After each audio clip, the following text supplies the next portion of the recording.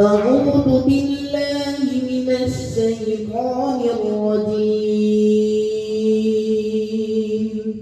بسم الله الرحمن الرحيم.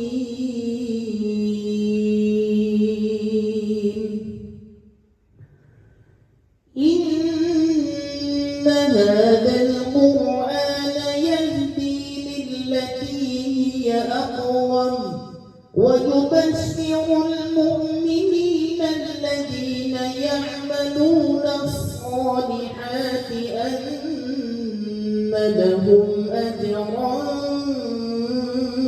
كبيرا وأن الذين لا يؤمنون بالآخرة أعتدنا لهم عذابا أليما.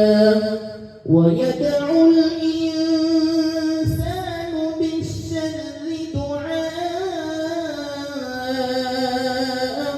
بالخير وكان الإنسان عجولا. وجعلنا الليل والنهار آيتين فمحونا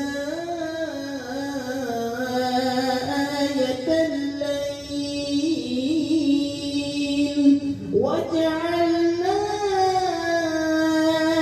آية النهار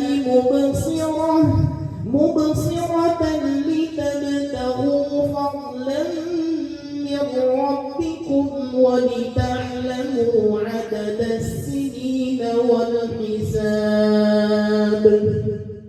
وكل شيء فصلناه تفصيلا. وكل إنسان ألزمناه طائره في عنقه ونخرج له يوم القيامة كتابا يلقاه منشورا.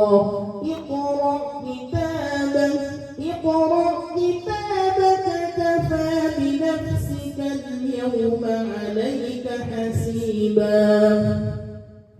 من اهتدى فإنما يهتدي لنفسه ومن ضل فإنما يضل عليها ولا تزر وازرة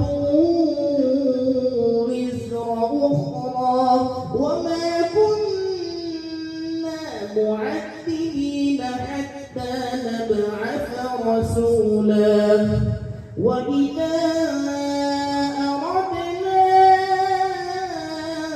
أن نهلك قرية أمرنا مترفيها ففسقوا فيها فحق عليها القول فدمرناها تدميرا.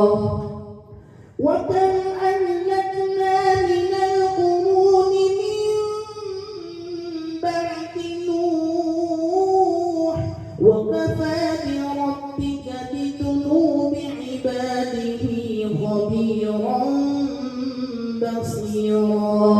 من كان يريد العاجلة عجلنا له فيها ما نشاء لمن نريد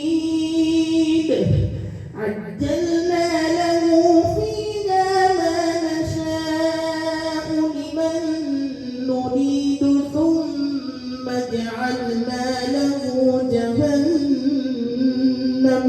يصلاها مذموما مدحورا. ومن أراد الآخرة وسعى لها سعيها وهو مؤمن فأولئك كان سعيهم مشكورا. صدق الله العظيم.